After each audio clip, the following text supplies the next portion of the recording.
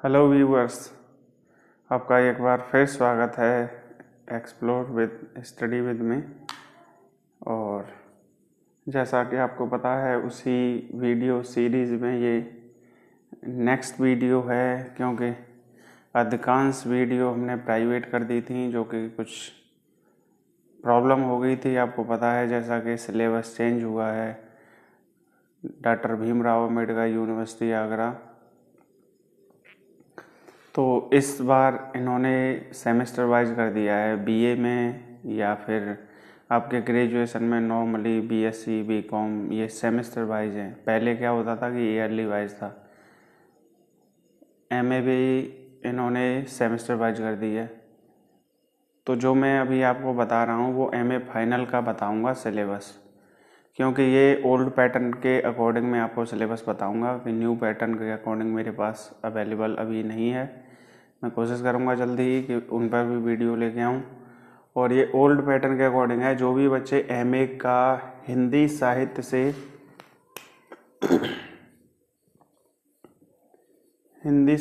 से जो भी बच्चे एमए कर रहे हैं डॉक्टर भीमराव अम्बेडकर यूनिवर्सिटी आगरा, और उनके जो है पेपर रिटन में होने हैं। और जैसा कि आपको पता है लास्ट ईयर आपने दिए होंगे एमए प्रीवियस के, तो इसमें इस बार इन्होंने क्या किया है कि 4 पेपर इन्होंने इसमें रखे हैं और 5वां जो है क्वेश्चन पेपर जो है ऑप्शनल है। तो मेरे पास में जो 5वां ऑप्शनल पेपर है वो मेरे पास में सूरदास का है, क्योंकि मैं इसको कराऊंगा सूरदास वाले को, किसी विशेष साहित्यकार का अध्ययन। और इसमें जो है 5th पेपर को भ्रमर गीत को आधार बना करके ज़्यादातर क्वेश्चन है, और सूरदास के पूरे लिटरेचर से सवाल जो है आते हैं इसमें, वो मैं बता दूंगा।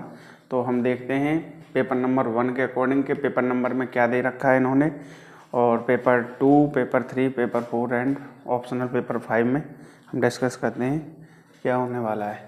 तो पेपर 1 में आपका पता है पेपर का टाइटल जिस तरीके से यहाँ पे लिखा हुआ है, आधुनिक हिंदी काव्य। तो आधुनिक हिंदी काव्य। सेकंड पेपर में आपका टाइटल है काव्यशास्त्र एवं साहित्य लोचन। थर्ड पेपर का आपका टाइटल है भारतीय साहित्य। फोर्थ पेपर का आपका टाइटल है प्रयोजन मूलक हिंदी। एंड 5th मेरे पास जो ऑप्शनल है मैं वो कराऊंगा उसमें सूरदास। तो हम पेपर 1 को एलोबरेट करते हैं यहाँ पर। तो पेपर 1 के सिलेबस में क्या क्या है, तो इसमें 5 जो है कवि लगे हुए हैं। सबसे पहले नंबर पर मैथिली शरद गुप्त जी हैं, और द्विवेदी युग के ये कवि हैं। इन्होंने साकेत का 9वां सर्ग इस सिलेबस में लगा रखा है। तो ये माता कैकेयी और जो है भरत और शत्रुघ्न का मिलाप, और ये मतलब पूरा इसमें मतलब एक कथा को कविता के माध्यम से दर्शाया गया है, तो वो इसमें आएगा। और उसी के बेसिस पे क्वेश्चन बनने हैं। जयशंकर प्रसाद जी की कामायनी है। इसमें जो है जो जितने भी इसमें सर्ग दे रखे हैं उसमें से हमें 3 सर्ग पढ़ने हैं, इड़ा सर्ग, काम सर्ग और रहस्य सर्ग। बाकी सर्ग हमें नहीं पढ़ने हैं, इन्हीं से क्वेश्चन आएंगे। और बाकी जयशंकर प्रसाद के बैकग्राउंड से छायावाद में इन्होंने क्या किया क्या नहीं किया। निराला जी हैं, इनके भी इसी से राम की शक्ति पूजा और कुकुरमुत्ता है। 2 कविताएं इसमें लगी हुई हैं, राम की शक्ति पूजा एंड कुकुरमुत्ता। तो हम इसमें देखेंगे कविताओं में क्या क्या क्वेश्चन बन सकते हैं और निराला जी के क्या क्वेश्चन बन सकते हैं। नेक्स्ट आपके कवि आते हैं सुमित्रानंदन पंत जी। ये परिवर्तन, नौका विहार और इनकी छोटी छोटी कविताएं कुछ वो लगी हुई हैं, तो ज़्यादा उसमें है नहीं, बाकी इनसे रिलेटेड ही पूछा जाएगा। रामधारी सिंह दिनकर जी की उर्वशी का 3 अंक लगा हुआ है। पुरूरवा और उसकी कहानी है इसमें बता रखी है इन्होंने, और काफ़ी अच्छी कहानी है, मैंने भी पढ़ी है। तो ये पेपर 1 आपका कंप्लीट होता है सिलेबस का। अभी हम सेकंड पेपर को एलेबोरेट करेंगे। यहाँ पे देखेंगे सेकंड पेपर में क्या क्या दे रखा है। जैसे आपको टाइटल पता है काव्यशास्त्र एवं साहित्य लोचन। यहाँ पे देखेंगे हम 3 कैटेगरी में ये डिवाइड कर लिया है। भारतीय काव्यशास्त्र है यहाँ पे, सेकंड नंबर पर है पाश्चात्य काव्यशास्त्र, एंड थर्ड नंबर पर हिंदी आलोचना शास्त्र। भारतीय काव्यशास्त्र में इन्होंने बताया रस सिद्धांत, वक्रोक्ति सिद्धांत। ओवरऑल बात करें तो ये सिद्धांत के बेसिस पे इन्होंने बात की है। इसमें क्या क्या है, मतलब जो है रस सिद्धांत के जो है प्रतिपादक कौन थे और इसी तरीके थे। इसमें बैकग्राउंड से लेकर के आगे तक बताया हुआ है, तो ये हमें पढ़ने हैं, ये इम्पोर्टेंट है। यहाँ से क्वेश्चन भी आते हैं। पाश्चात्य काव्यशास्त्र में प्लेटो, अरस्तु, लॉन्जाइनस, मैथ्यू अर्नाल्ड, टी.एस. इलियट, सिद्धांत और वाद जितने भी है, मार्क्सवाद है जैसे, है ना, व्यक्तिवाद है आपका, और फ्रॉइड है जैसे, तो ये थिंकर्स आप हमको यहाँ पे पढ़ने होते हैं। हिंदी आलोचना शास्त्र में शास्त्रीय, तुलनात्मक, व्यक्तिवादी, ये इसमें से आएगा। ये अगर मैं बात करूँ तो यहाँ पे ये ज़्यादा इम्पोर्टेंट हैं दोनों। अभी हम थर्ड पेपर को एलेबोरेट कर लेते हैं। थर्ड पेपर की बात करेंगे हम इसमें, तो भारतीय साहित्य का स्वरूप और भारतीय साहित्य में आज के भारत का बिंब क्या है, मतलब जो लिटरेचर लिखा हुआ है उसमें आज का भारत कहाँ पे खड़ा है, या जो जो लेखक का माइंडसेट होता है, यूटोपिया होता है, क्या चाहते हैं वो एक देश से, तो वो इसमें हमें बताना है।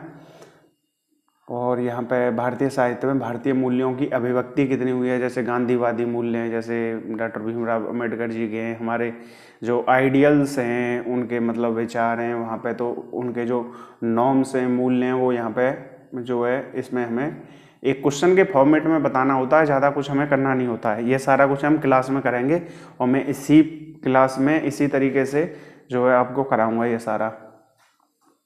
नेक्स्ट आता है, यहाँ पे इन्होंने क्या किया है,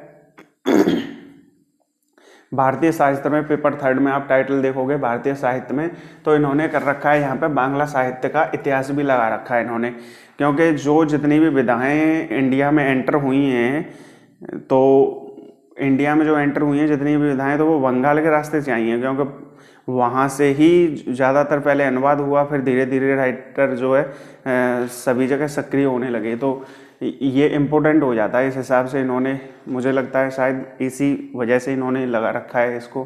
तो बांग्ला साहित्य का इतिहास है, छोटा सा है, लेकिन वो जो है एक क्वेश्चन में मैनेज हो जाएगा, आपको ज़्यादा कुछ करना नहीं है, मैं करवा दूंगा इसको भी। और सारा कुछ आपको यहीं पे मिलेगा, इसी वाइट बोर्ड पर मिलेगा, आपको कुछ भी करने की ज़रूरत है नहीं है, और जितना भी मिनिमम हो सकेगा उतने में ही कराएंगे, ज़्यादा क्वेश्चन बनाने से हम बचेंगे। अभी हम यहाँ पे पेपर जो है इसमें सेक्शन वाइज कर रखा है 1 2 3 4 में। अब थर्ड सेक्शन देखेंगे, यहाँ पे गुजराती साहित्य तथा हिंदी साहित्य के इतिहास का तुलनात्मक अध्ययन है। तो गुजराती साहित्य में जितने भी जो है जैसे इस साइड में जो है कवि हुए हैं, उनके जो है मतलब सिद्धांत और उस तरीके से मतलब जो है क्या क्या उन्होंने दे रखा है वहाँ पे, उसका हिंदी लिटरेचर हम कंपेयर करेंगे। यहाँ पे इतिहास का कंपेयर यहाँ पे होना है, तो वो भी क्वेश्चन के फॉर्मेट में होगा, वो भी हो जाएगा। एक अग्निगर्भ है, बांग्ला उपन्यास है, ये महाश्वेता देवी जी का है, बहुत अच्छा है। इसमें जो है जो नक्सलवाद है उसकी जो कुछ इनपुट्स इसमें दिखाए गए हैं। एक कविता संग्रह आपका है, ये कोची के दरख्त है, ये भी अनुवाद हो रखा है। तो एक नाटक इसमें है, तो ये फोर्थ सेक्शन में आएंगे तीनों ये वाले। और एक नाटक है घासीराम कोतवाल, ये जैसे जो व्यवस्था होती है हमारी राजनीतिक व्यवस्था, उस तरीके पे मतलब जो है कि एक व्यंग उस समय जो है इन्होंने डाल के हमारे हिस्ट्री में डाल के इन्होंने बताया है, वो आज के डेट में भी रेलेवेंट है। तो कहते हैं कि घासीराम कोतवाल जैसे आज भी लोग पैदा होते हैं, और काफ़ी जो है मुझे अच्छा लगा ये भी पढ़ के। और मराठी में ये था, तो हिंदी में इसका अनुवाद हुआ है, वो विजय तेंदुलेकर जी ने लिखा था ये। और पेपर फोर्थ की बात करें हम सिलेबस की, तो यहाँ पे कामकाजी हिंदी और हिंदी कंप्यूटिंग, इंटरनेट पे हिंदी वगैरह वही चीज़ें सारी कामकाजी हिंदी में प्रयोजनमूलक हिंदी है, और तुम्हारी जो है मतलब स्टैंडर्ड हिंदी कैसी है, राजभाषा, ये सारी चीज़ें यहाँ पे आएगी। पत्रकारिता में मतलब जो है वही है कि क्या हेडिंग होनी चाहिए पत्रकारिता की, हिंदी कैसी होनी चाहिए, क्या हमें चीज़ यूज़ करनी है, क्या से बचना ये है, मीडिया लेखन में किस तरीके से, ये सारी चीज़ें इसी में आएंगी। और अनुवाद में सिद्धांत एवं व्यवहार है, हिंदी पत्र मतलब Hindi to English writing, English to Hindi writing, इसमें विज्ञापन आदि के अनुवाद जो लेटर्स होते हैं उनके, ये सारी चीज़ें इसमें आ जाएंगी। और पेपर 5th मैंने आपको बता ही दिया है, ये ऑप्शनल पेपर है, इसमें बच्चे अलग अलग भी लेते हैं, इसमें कैटेगराइज कर रखा है उन्होंने, तो जिसको जो भी मिलता है वो अपनी सुविधा के अनुसार लेता है। क्योंकि मेरे पास में बेस्ट ऑप्शन सूरदास जी का था और मेरी रुचि भी है ब्रजभाषा में थोड़ी, तो मुझे ये बेस्ट लगा, तो मैं यही करवाऊंगा अपनी क्लास में। अदरवाइज ऑप्शनल पेपर आप कहीं से भी कर सकते हो। ये जो है 4 पेपर हैं इसमें, 1 2 3 4, ये तो मैं यहाँ पे कंपलसरी कराऊंगा ही कराऊंगा। आज का हमारा इंट्रोडक्शन पूरा हो चुका है और मैं एक बार फिर रिपीट कर रहा हूँ कि ये ओल्ड पैटर्न के अकॉर्डिंग है।